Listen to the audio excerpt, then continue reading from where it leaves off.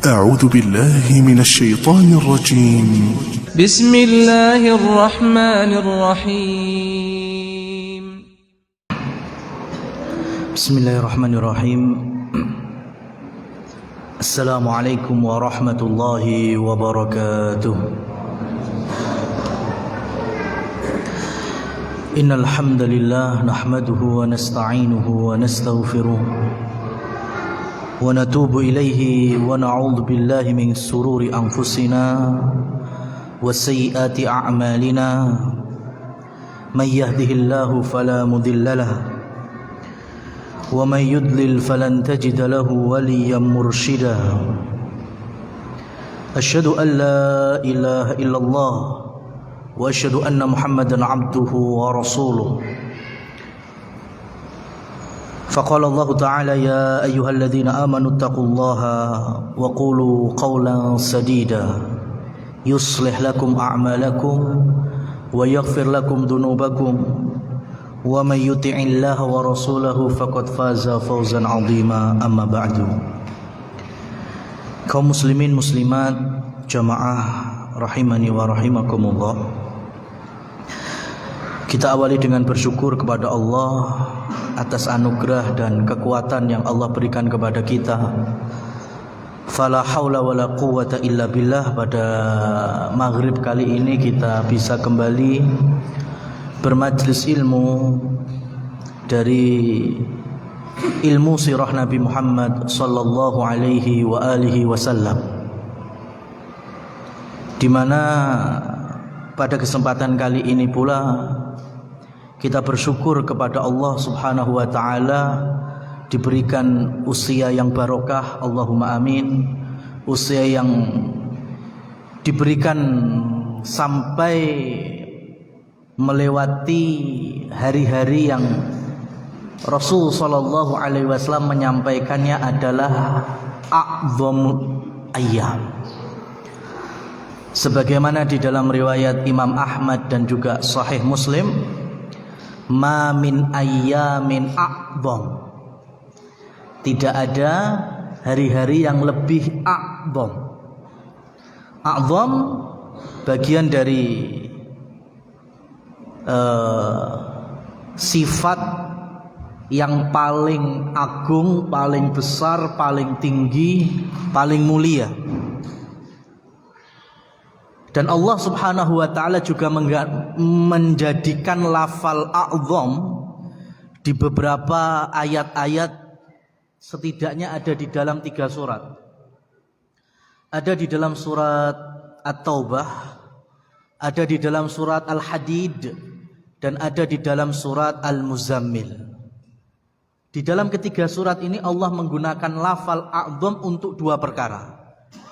A'dham darajatan, dan yang kedua a'dham ajron.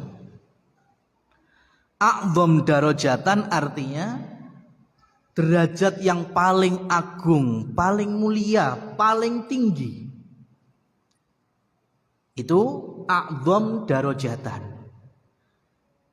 Yang berikutnya a'dham ajron. Ajron artinya pahala, berarti pahala terbesar, pahala tertinggi, pahala termulia. Dan lafal yang sama Rasul sallallahu alaihi wasallam pergunakan untuk menjelaskan hari yang terbaik. Kalau dalam riwayat Muslim dan Imam Ahmad yaitu 10 awal min Dzulhijjah. Tanggal 1 sampai tanggal 10 Dzulhijjah. Itu hari paling mulia. A'dham. Ya, jadi enggak bisa ditandingkan. Kalau ada pertanyaan mana yang lebih mulia? Tanggal 1 sampai 10 Dzulhijjah apa tanggal 1 sampai 10 Agustus? Mana yang lebih mulia? Ya, jelas 1 sampai 10 Agustus, Dzulhijjah. Tanggal 1 sampai 10 Dzulhijjah dibandingkan 1 sampai 10 Rabiul Awal, bagusan mana? 1 sampai 10 Dzulhijjah. 1 sampai 10 Dzulhijjah ditandingkan dengan 1 sampai 10 Ramadan. Bagus mana? Tetap 1 sampai 10 Dzulhijjah. Karena Allah berfirman bahkan bersumpah dengan hari itu, wal fajr walayalin ashr. Demi waktu fajar, waktu subuh dan 10 malam, 10 hari. Yang para ahli tafsir menunjukkan kepada tanggal 1 sampai 10 Dzulhijjah. Yang bisa menandingi cuma 1. 10 akhir Ramadan, mungkui. Lah kuwi rodok mikir. Mana yang lebih mulia? 10 awal Dzulhijjah atau 10 akhir Ramadan. Lah itu baru mikir. Jangankan kita, para ulama aja merenung untuk ini. Termasuk Syekhul Islam Ibnu Taimiyah. Sampai beliau kemudian mengeluarkan rumusan, dan ini yang kemudian dinukil oleh muridnya yaitu Imam Ibnul Qayyim Al-Jauziyah, tergantung waktunya. Mau yang pagi, siang, masuk sore, tentunya 10 awal Dzulhijjah a'dzam, lebih mulia, lebih agung dibandingkan 10 akhir Ramadan. Tapi kalau bicaranya masuk waktu sore, kemudian malam sampai subuh, 10 akhir Ramadan a'dzam. Karena di malam itu ada Lailatul Qadar, di malam itu ada Aitqun minan nar, di malam itu ada keberkahan-keberkahan yang lain. Hanya itu yang bisa menandinginya. Hari-hari yang lain sudah kalah jauh dengan 1 sampai 10 Dzulhijjah. Oleh karenanya kita jangan sampai luput untuk tidak melaksanakan amal-amal yang bakal dilipat gandakan. Kalau bahasanya Rasul sallallahu alaihi wasallam di dalam khutbah haji wadaknya, yaitu fi syahrikum hadza, fi yaumikum hadza, fi baladikum hadza. Di hari kalian yang mulia ini, yaitu hari wukuf di Arafah tanggal 9 Dzulhijjah. Di bulan yang kalian muliakan ini, bulan apa? Dzulhijjah. Ya, maka a'dzam itu artinya mulia, suci, haram, ya, karena Dzulhijjah bagian dari bulan-bulan haram. Minha arba'atu hurum, dari 12 bulan, 4 bulannya ada bulan yang haram, yang mulia, yang suci. Ini kalau kita pakai pendekatan bahasa Indonesianya, haram apa? Suci. Dimulai dari bulan Dzulqa'dah, bulan suci. Kemudian Dzulhijjah, bulan suci. Kemudian Muharram, juga bulan suci, karena termasuk syahrun haram. Dan yang terakhir bulan Rajab, juga haram, bulan suci. Ramadan masuk apa enggak? Masuk bulan haram bukan? Berarti Ramadan bulan suci bukan? Nah, berarti kan ini tinggal panitia Ramadan ketika bikin spanduk, besok di cancel sucinya, ya kan? Lah bulan, kalau kita haram, syahrun haram, kita artikan pendekatannya bulan suci, berarti Dzulqa'dah bulan suci, Dzulhijjah bulan suci, Muharram bulan suci, Rajab bulan suci. Ramadan enggak.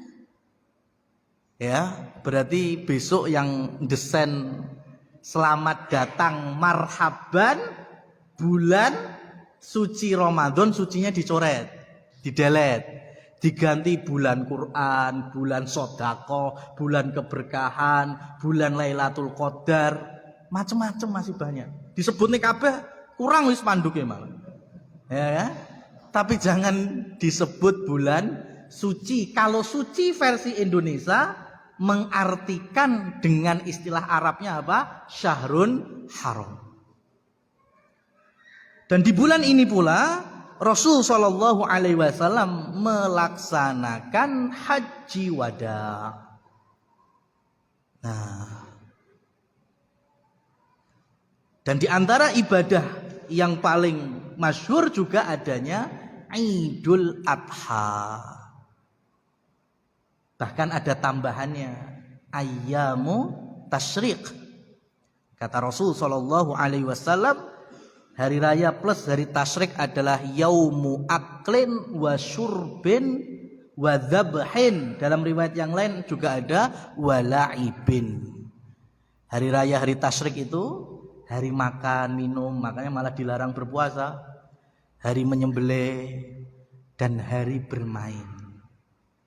Oleh karena itu besok Senin malam Selasa kajiannya libur. Ya. Ya kan? Tidak, nggak usah nunggu pengumuman dari panitia kajian kan? Langsung kita umumkan Senin sesuk malam Selasa perai. Silahkan makan, minum, nyate, monggo. Itu waktunya memang.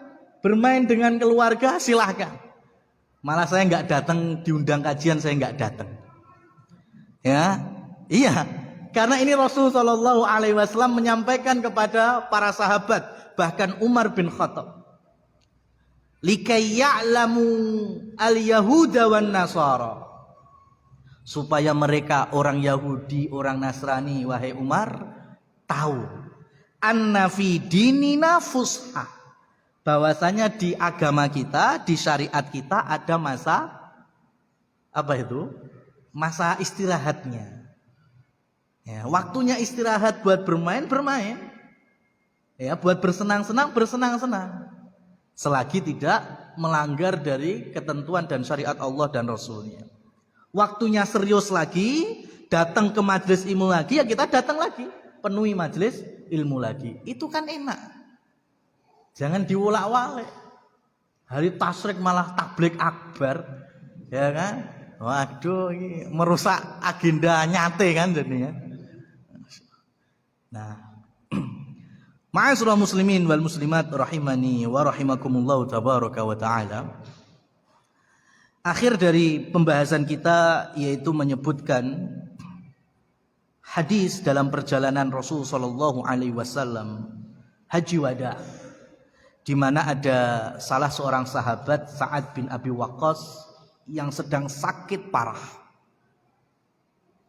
Dan kita telah sampaikan adab-adab seorang muslim ketika ada saudaranya yang sakit, dijenguk, didoakan dan minta doa darinya.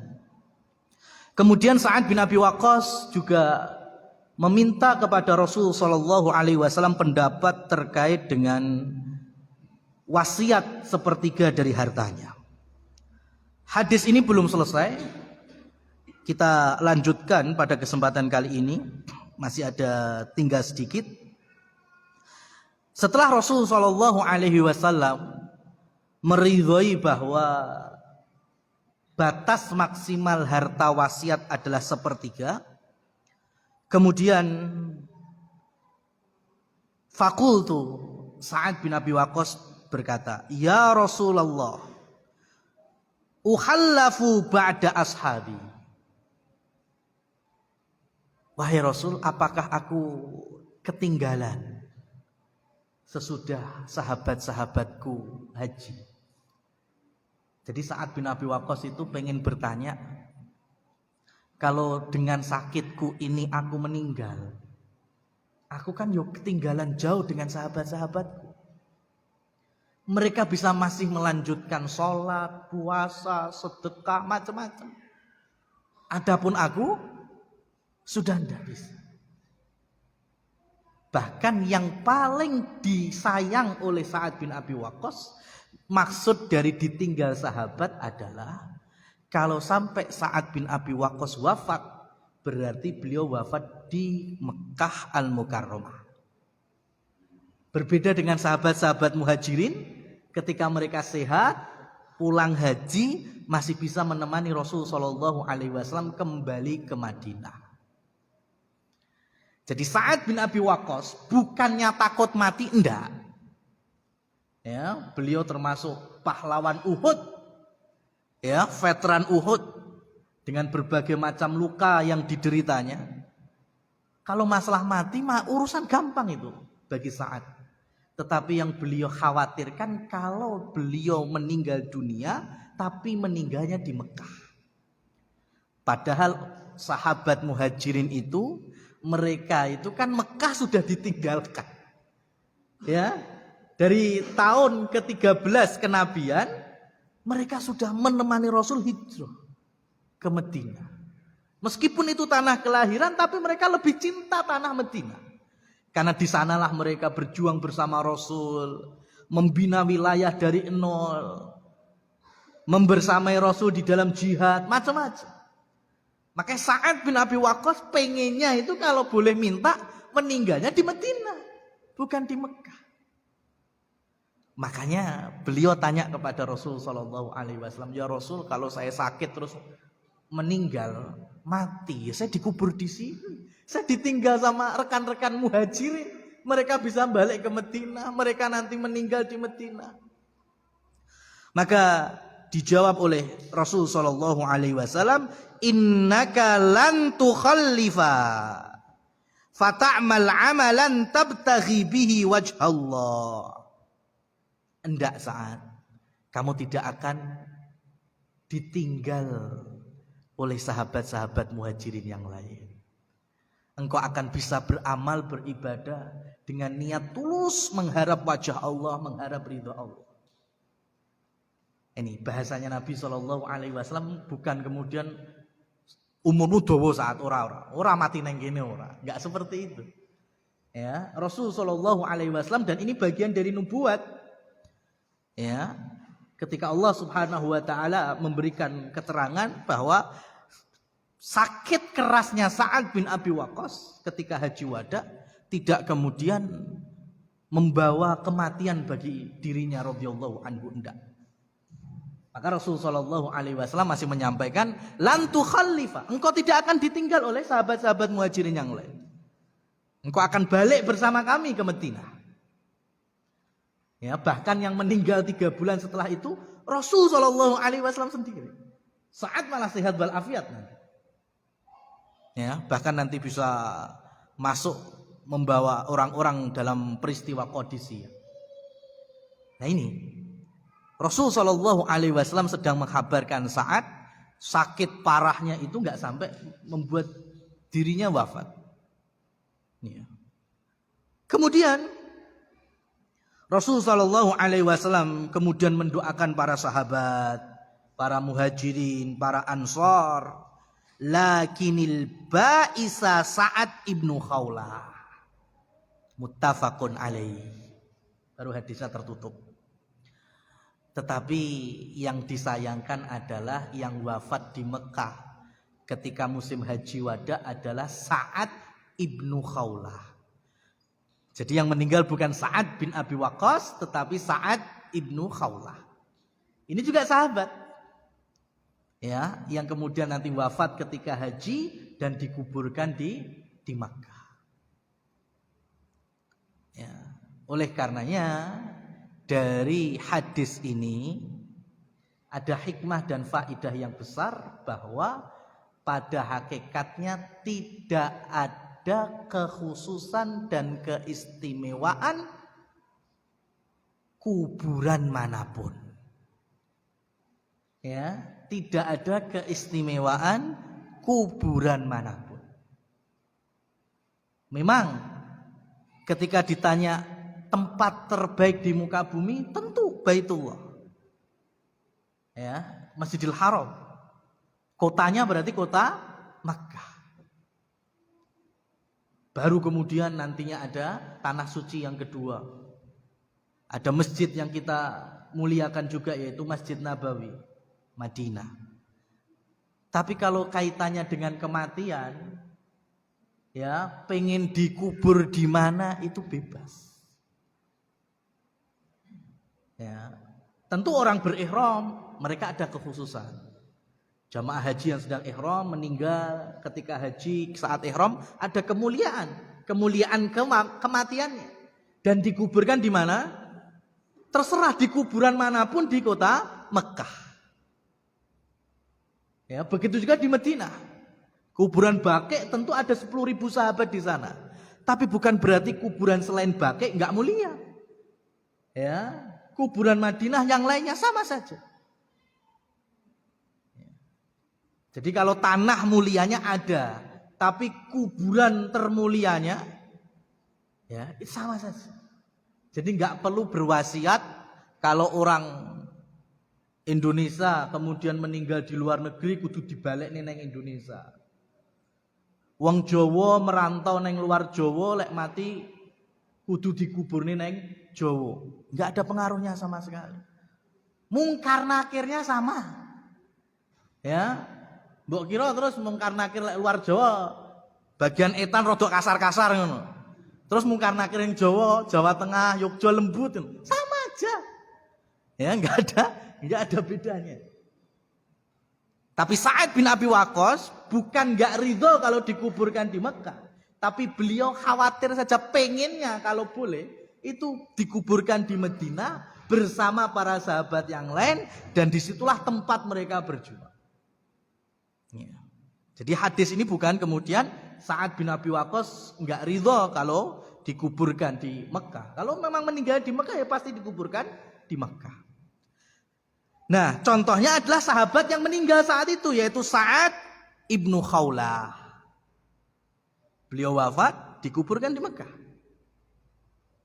Nah, hadis ini selesai sudah, muttafaqun alaih. Tapi ada kelanjutannya.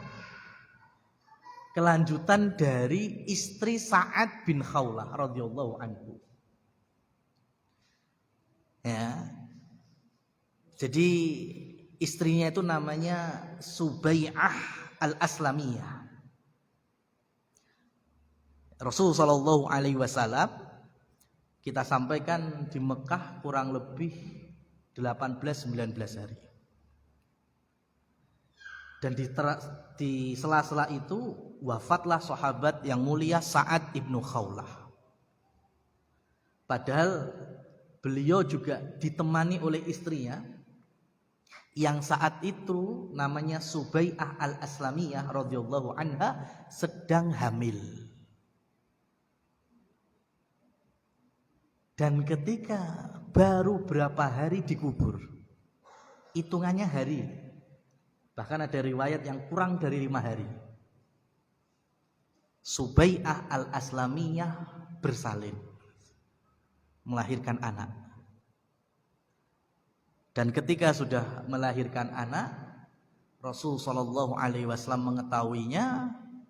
Kemudian Rasul sallallahu alaihi wasallam berkata kepada Subai'ah, "Fangkihi ma syi'ti." Wahai Subai'ah, engkau telah melahirkan, anakmu sudah lahir, maka kalau engkau pengen nikah, nikahlah, terserah awakmu. Itu kata Rasul sallallahu alaihi wasallam. Jadi baru berapa hari dari suaminya wafat, ternyata kehamilannya juga mengalami persalinan. Ketika sudah bersalin, Rasul kemudian bersabda, "Fangkihi ma syi'ti." Ya, nikahlah, terserah. Lek awakmu pengen nikah sekarang, nikahlah. Ini ada ilmu rotok jero ini. Ya kan? Ilmu dalam. Ilmu ini yang kemudian membawa fikih yang oleh Imam Ibnu Katsir di dalam salah satu kitabnya itu, Imam Ibnu Katsir memuliakan dan memuji pendapatnya Abdullah Ibnu Abbas. Di mana Abdullah Ibnu Abbas, turjumanul Quran, sahabat yang mulia. Beliau punya ijtihad, perempuan itu ketika hamil kemudian ditinggal wafat suaminya, maka ambillah masa iddah yang terlama. Itu ijtihadnya Abdullah Ibnu Abbas. Wanita muslimah kalau sedang hamil kemudian ditinggal wafat suaminya, maka ambil masa iddah yang terlama. Contohnya, kandungannya baru 2 bulan, ya kan? Suaminya wafat. Padahal masa iddah itu kan 4 bulan 10 hari. Ya, Kalau ambil 4 bulan 10 hari berarti usia kehamilannya berapa? 6 bulan 10 hari. Dengan ditandingkan setelah kelahiran. Padahal babarannya sik pirang sasi nek. Lek rong sasi berarti 8 sasi nek. Ya, kalau versinya Abdullah ibnu Abbas, perempuan ini tadi, kalau ketika hamil 2 bulan suaminya wafat, ambil iddah yang terpanjang. Pilih yang 4 bulan 10 hari atau 8 bulan kemudian setelah melahirkan. Maka Abdullah ibnu Abbas memilih yang mana? Setelah melahirkan. Begitu juga ketika hamil sudah 9 bulan, suaminya wafat. Ya, suaminya wafat. Pada seminggu kas lahiran. Ya, 7 hari lagi lahiran umpama.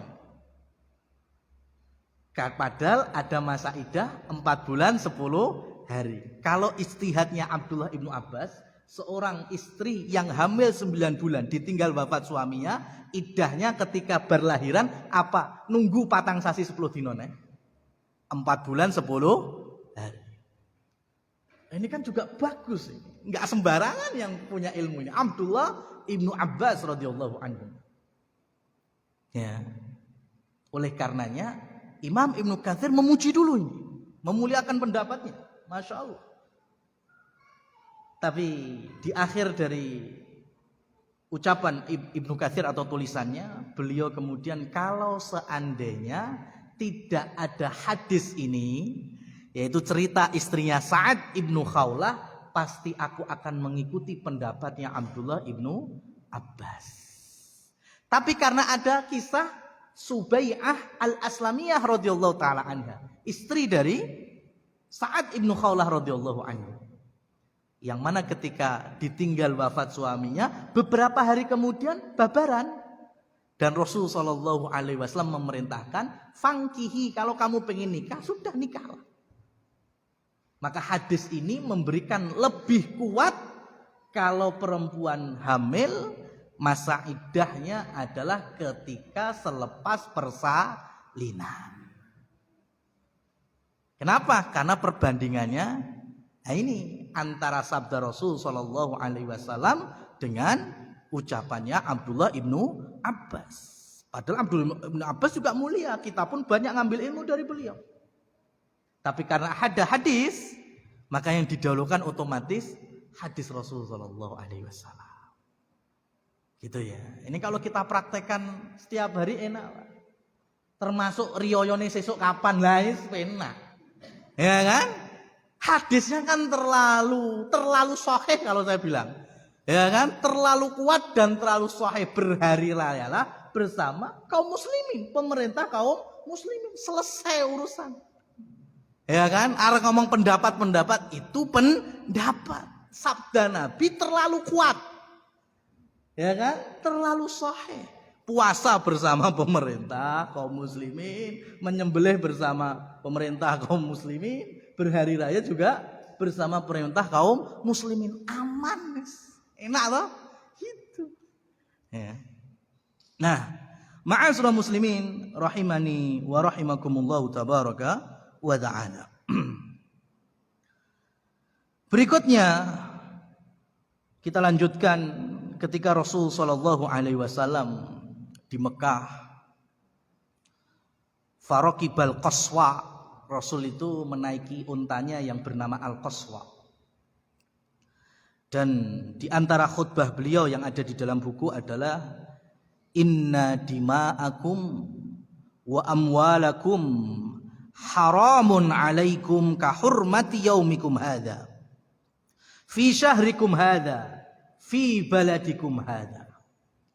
Sesungguhnya darah-darah kalian, yaitu nyawa kalian dan harta-harta kalian haramun, ya tercegah darinya, menjadi mulia karena kalian muslim. Tidak sembarangan mengambil harta kalian dan nyawa kalian. Sebagaimana kehormatan dan kemuliaan yaumikum hadza, hari kalian ini, yaitu hari ketika mereka wukuf di Arafah. fi syahrikum hadza, di bulan ini yaitu bulan Dzulhijjah, bulan haji, fi baladikum hadza, di negeri kalian ini, yaitu tanah suci Makkah Al-Mukarramah. Ala kulla syai'in min amril jahiliyati tahta qadamai mawdu' wa dima'ul jahiliyati mawdu'ah. Ya, bukankah segala perkara-perkara jahiliyah sudah hilang semuanya? Ya, sudah dihapuskan. Termasuk pembunuhan-pembunuhan atau pengambilan nyawa secara jahiliyah juga hilang. Semuanya sudah ada dalam tatanan syariat Allah dan Rasulnya. Ya. Fattaqullaha fin nisa. Maka bertakwalah kalian dengan istri-istri kalian. Fa innakum akhadtumuhunna bi amanatillah wastahlaltum furujahunna bi kalimatillah. Sesungguhnya kalian mengambil mereka dan menghalalkan kehormatan mereka dengan kalimat Allah, dengan amanah dari Allah. Kalau bahasa Qur'annya mitsaqan ghalidz, yaitu perjanjian yang sangat kuat, ya, tali yang sangat kuat. Maka jangan bermudah-mudahan kalian melepaskannya. Bertakwalah kalian, artinya fastausu bin nisa'i khaira. Ya, berikanlah mereka ilmu, berikanlah mereka nasihat, sayangilah mereka, wa'ashiruhunna bil ma'ruf. Ya, pergauli mereka dengan kebaikan dan seterusnya. Ya, yang namanya mau pamitan, Rasul sallallahu alaihi wasallam ini kan khutbah pamitan. Yang disampaikan itu semuanya penting.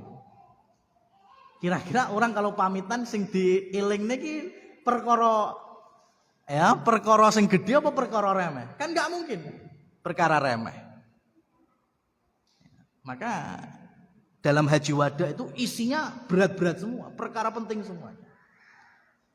Dan nantinya membawa sahabat itu berpikiran yang Masya Allah ke depan untuk memakmurkan Islam, menjayakan Islam. Gak ada kaum muslimin itu pikiran remeh-remeh itu, kecuali di saat mereka terlalu mundur dari agamanya. Ya, mulai banyak penyakit-penyakit itu. Sing mudah-mudahnya titik-titik hilang lah, iya. Itu penyakit itu. Ya kan?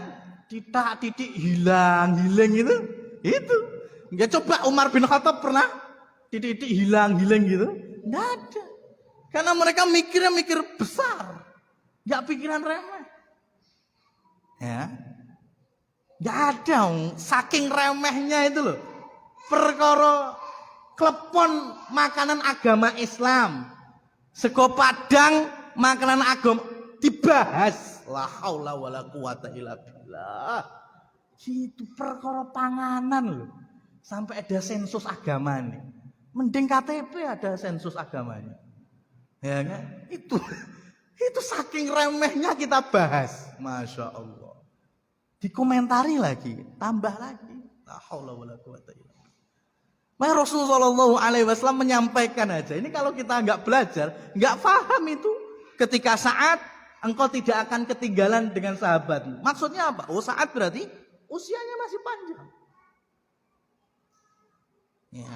Rasul SAW menyampaikan kepada Utsman bahwa engkau nanti akan terbunuh dan itulah fitnah pertama di umatku. Ya, itu yang disampaikan Rasul kepada Utsman bin Affan. Padahal ya, Umar bin Khattab terbunuh apa enggak? Terbunuh juga. Tapi Rasul enggak menyebutkan terbunuhnya Umar fitnah. Padahal Umar juga meninggalnya dibunuh. Ya, baru kalau kita belajar tahu, oh yang bunuh Umar Abu Lu'lu' al-Majusi, seorang kafir. Adapun Utsman bin Affan yang membunuh adalah bagian dari muslim. Ya. Munculnya penyimpangan pertama di Islam yaitu orang Khawarij. Bahkan disebutkan di salah satu riwayat yang bunuh Utsman bin Affan berkata, aku sangat gembira karena inilah jihadku paling besar. Itu yang bunuh Utsman. Habis bunuh khalifah yang ketiga, menantu 2 kali Rasul sallallahu alaihi wasallam, dijamin masuk surga. Bahkan Rasul sallallahu alaihi wasallam bersabda, siapa yang membeli sumur rumah tidak mungkin ya kecipratan neraka, tidak mungkin, apalagi nyemplung. Kecipratan neraka aja nggak mungkin. Malaikat aja pada malu, minder ketemu Utsman itu, ya malu. Tapi sama orang Khawarij yang membunuhnya, mereka mengatakan inilah jihad kami terbesar. Makanya ini disebut dengan fitnah. Ini yang syubhat yang seperti ini. Ya, sama hari ini ya kalau majelis seperti ini nggak disebut jihad, Pak. Ya, tapi kalau ikut dalam partai politik lah ini jihad kami yang ini, bodoh. Ya, cuma suasana aja lah ya. Yang sedang berilmu, menuntut ilmu, ini nggak disebut jihad. Tapi kalau sudah melawan pemerintah yang sah, berusaha menggulingkannya, itulah yang jihad seafdol-afdolnya jihad. Loh iya kan? Lihat yang bunuh Utsman sama, makanya karakternya sama. Ya, mengatakan jihadku paling afdol setelah membunuh Khalifah Utsman bin Affan. Masya Allah. Nah ini Rasul Shallallahu Alaihi Wasallam memberikan penegasan kepada kaum muslimin, khususnya laki-laki, untuk berbuat baik kepada muslimat, pasangan istri-istrinya, ya, sehingga dengan kesabaran, dengan bimbingan, dengan ketekunan menasehati dan meluruskan, maka suami punya hak dari para istri-istri adalah di dalam khutbah wada ini. Rasul Shallallahu Alaihi Wasallam menghabarkan, yaitu perempuan dilarang memasukkan siapa saja ke rumah suaminya kalau suaminya tidak senang. Sampai di level itu.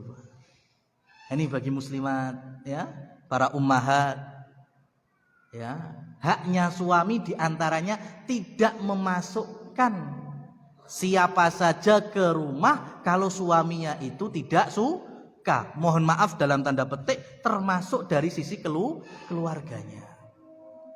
Tapi ini harus ada ilmunya lagi, ya kan? Gue dikira mertuane teko, wah, remuk tadi, kau aneh tadi.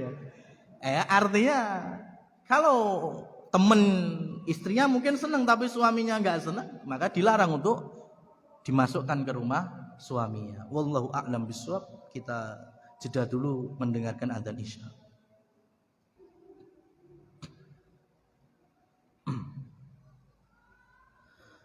Barakallahu fikum. Alhamdulillah wassalatu wassalamu ala Rasulillah. Kita lanjutkan di dalam khutbah atau ceramahnya Rasul sallallahu alaihi wasallam di Haji Wada. Rasul sering sekali menjeda pidato beliau atau khutbah beliau dengan Allahumma syhad, Allahumma syhad. Ya Allah, saksikanlah bahwa amanah yang engkau sampaikan kepadaku dan menjadi tanggung jawab Rasul selaku utusan Allah telah tersampaikan. Kemudian Rasul menyampaikan kepada para sahabat, ya, karena model zaman itu belum ada mikrofon. Ya. Bayangkan sekarang hari ini di mana Rasul Shallallahu Alaihi Wasallam berdiri di atas unta beliau ketika Haji Wada di Padang Arafah. Hari ini didirikan masjid yang dikenal dengan Masjid Namirah. Bukan Namirah Lamongan, bukan ya. Ini Namirah Arafah. Di masjid itulah Rasul Shallallahu Alaihi Wasallam dulu berkhutbah di Haji Wada. Dan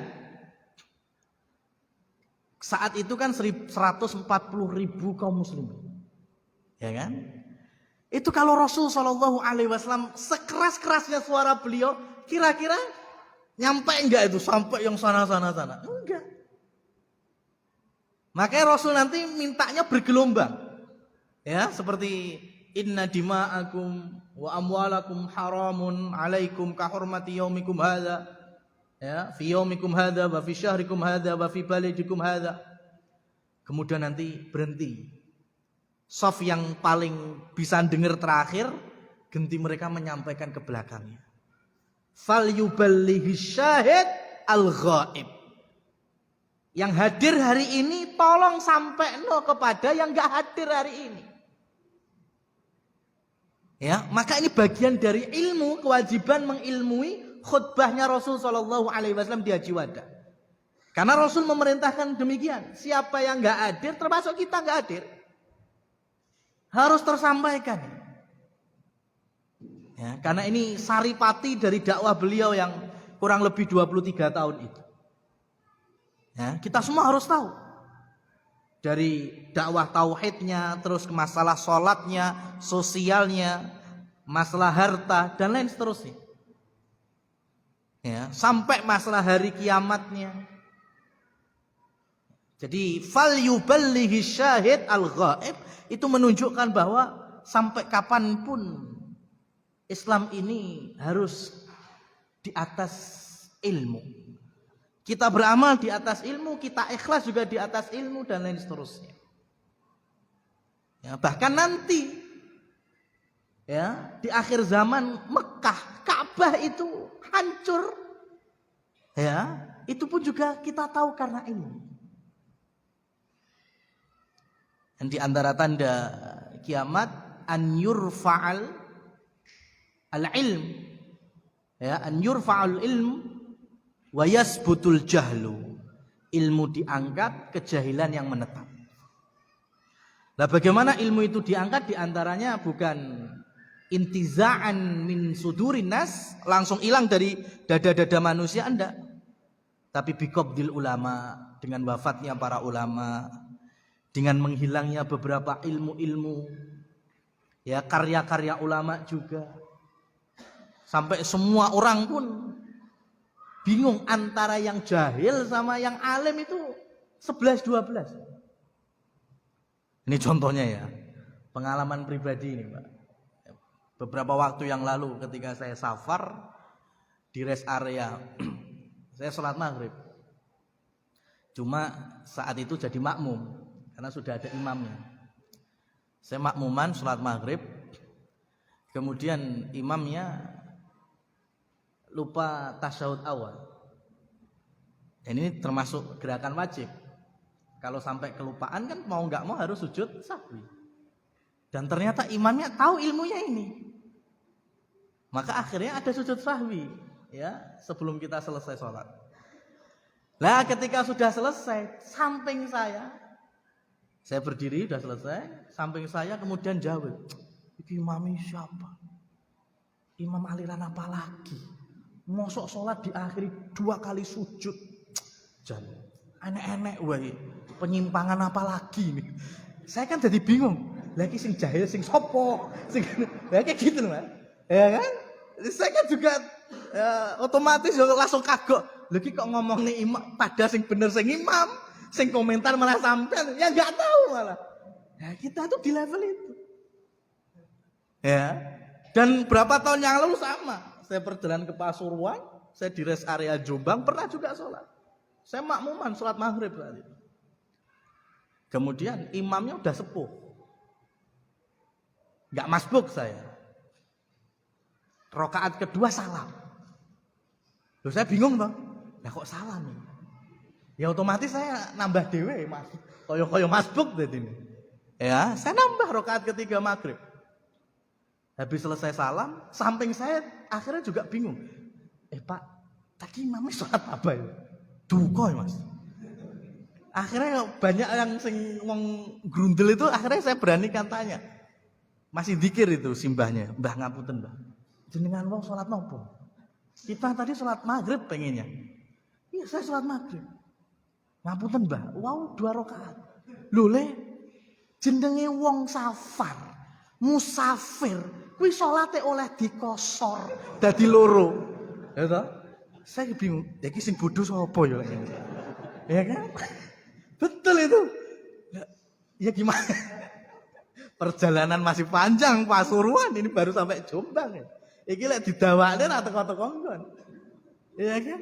Berarti kan sampai di level itu dikira semua kalau kita musafir semuanya bisa dikosor. Ya. Jadi 2 rakaat. Padahal yang dikosor hanya yang rubaiyah, yang rakaatnya 4 rakaat. Ya, lah seperti itu.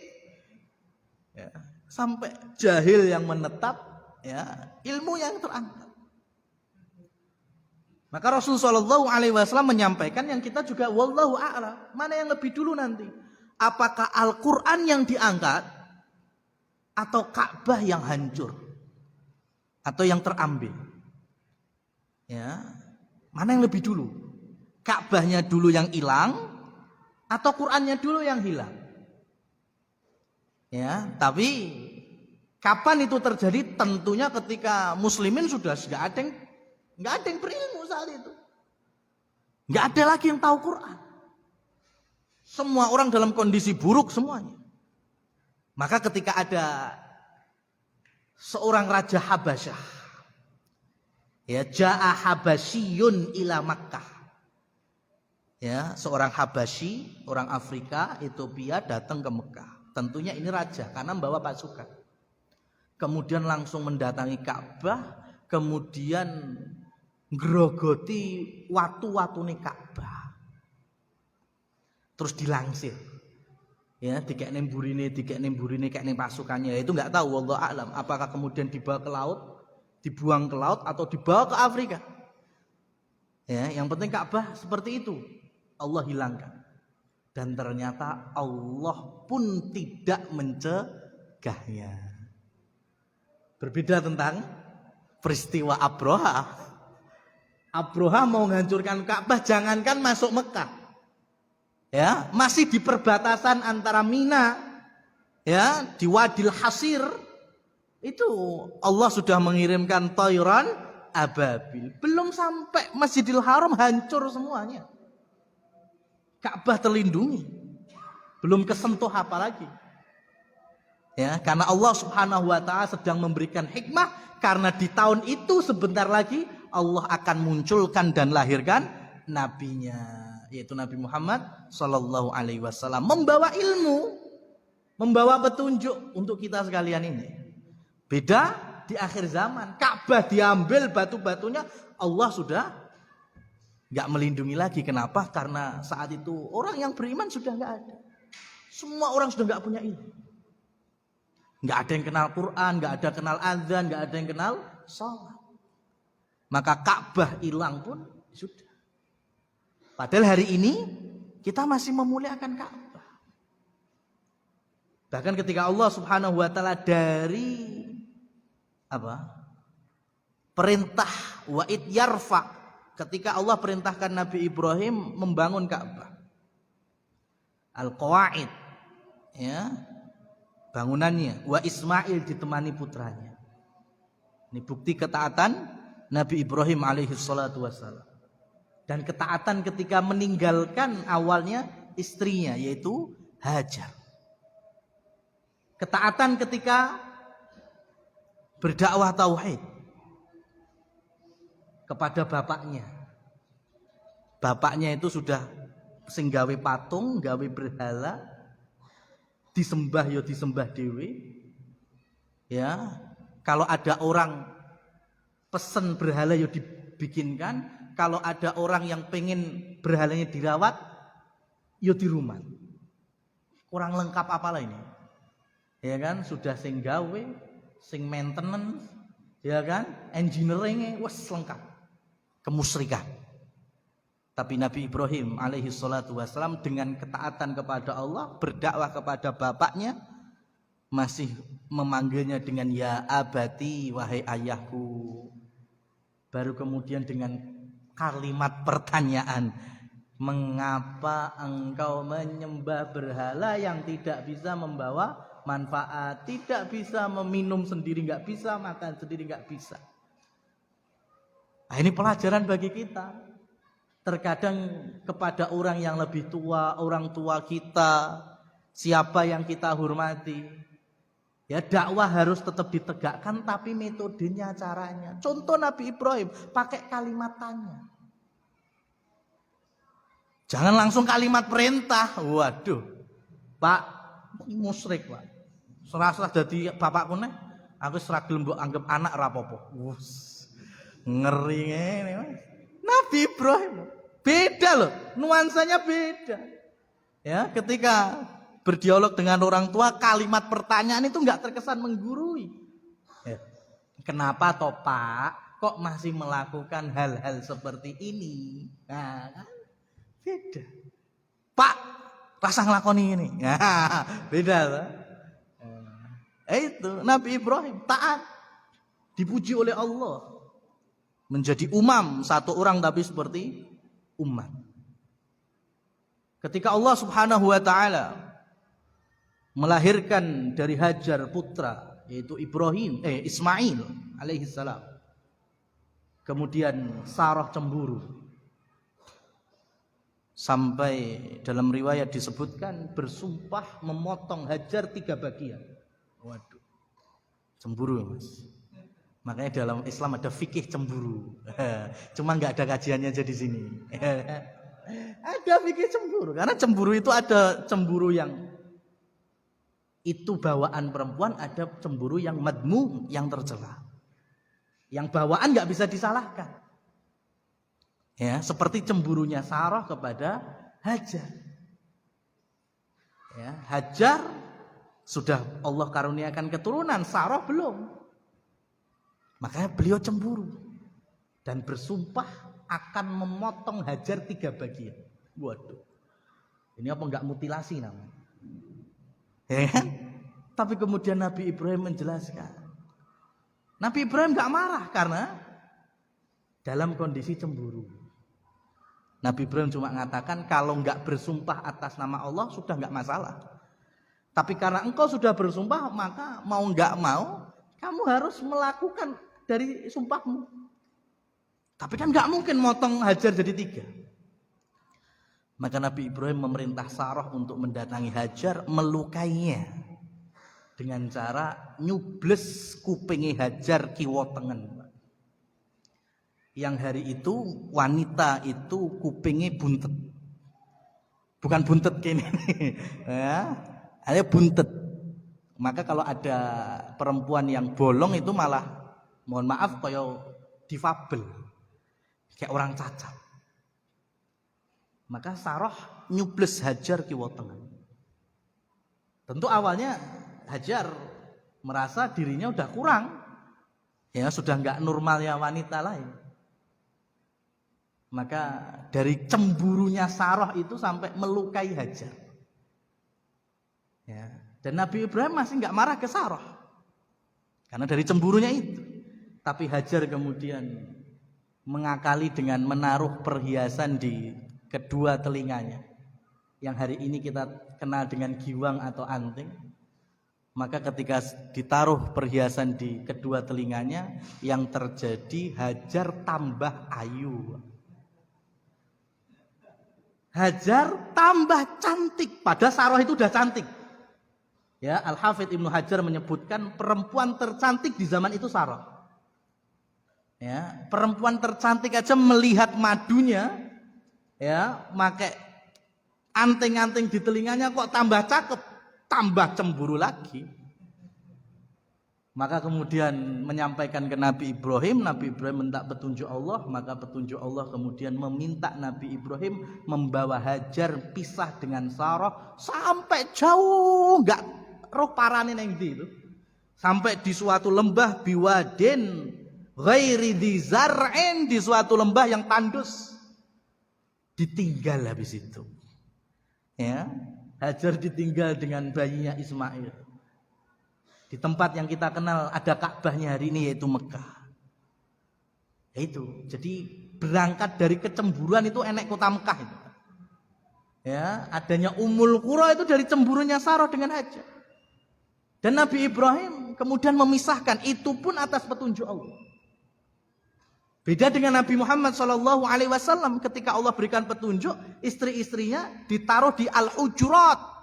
Seperti nama surah dalam Al-Quran, Al-Hujurat, yaitu bilik-bilik mulia, kamar-kamar istri-istri Nabi. Hanya di samping Masjid Nabawi, Pak. Berderet, yang penting gak seatap. Ya saya kembalikan ke jenengan, pilih mana kan gitu. Pengen saks kaya sunai Nabi Ibrahim kena, ya Palestina Mekah ya adoh kuwi. 1000 km enek. Ya kan? Atau pengen yang kayak di Madinah, Nabi Muhammad SAW berderet. Ya. Wonorejo kabeh mamane. Ya enek, ya kan? Atau yang Solo, ya Kalimantan, Sumatera, tergantung. Hai. Tapi saat itu Hajar hanya bertanya kepada Nabi Ibrahim, Allah amaraka, apakah ini perintah Allah? Karena Nabi Ibrahim gak noleh sama sekali. Ketika ditanya, engkau tinggalkan kami sendirian? Engkau tinggalkan kami sendirian? Gak noleh, sampai Hajar merubah pertanyaan, Allah amaraka, apakah ini perintah Allah? Maka Nabi Ibrahim baru memberikan isyarat, iya ini perintah Allah. Maka saat itulah Hajar yakin dengan seyakin-yakinnya, idzan lan yudhi'an Allah. Kalau gitu Allah tidak akan pernah menyia-nyiakan kita. Ini ketaatan Nabi Ibrahim kepada Allah sampai jauh dari keluarga. Enggak enak, Pak. Normalnya jauh dari keluarga itu enggak enak. Lek waras. Ya. Kalau waras itu jauh dari keluarga enggak enak. Maka Rasulullah SAW menasihati umatnya supaya juga bergaul dengan keluarga sebaik-baiknya. Sampai ada hari kita disyariatkan bermain dan keluarga, yaitu dengan adanya hari raya. Dan catatan terakhir dari potongan khutbah yang belum kita selesaikan, yaitu terkait wa amwalakum, yaitu harta kalian. Yang dimaksud di sini yaitu masalah riba jahiliyah. Rasulullah SAW menyampaikan, menggambarkan, yaitu riba Abbas. Abbas itu siapa? Paman beliau, Abbas bin Abdul Muttalib. Kenapa? Karena Abbas orang Quraisy yang kaya, otomatis yang punya duit, punya harta. Dan jahiliyah Quraisy di dalam manajemen keuangan tidak jauh dari riba. Maka mulai hari itu riba Abbas, artinya riba jahiliyah, ya itu sudah diharamkan sampai kapanpun, sampai hari ini. Ya, maka kemunduran kaum muslimin hari ini diantaranya ya karena terlalu bermudah-mudahan dengan masalah riba, memakan riba, bekerja di tempat-tempat ribawi dan lain seterusnya. Padahal 14 abad silam Rasul SAW sudah menyatakan haram riba, dan ini akan merusak sendi-sendi ekonomi di suatu bangsa. Wallahu a'lam bishawab. Aqulu qouli hadza fa subhanakallahumma wa bihamdika asyhadu an la ilaha illa anta astaghfiruka wa atubu ilaik. Wassalamualaikum warahmatullahi wabarakatuh.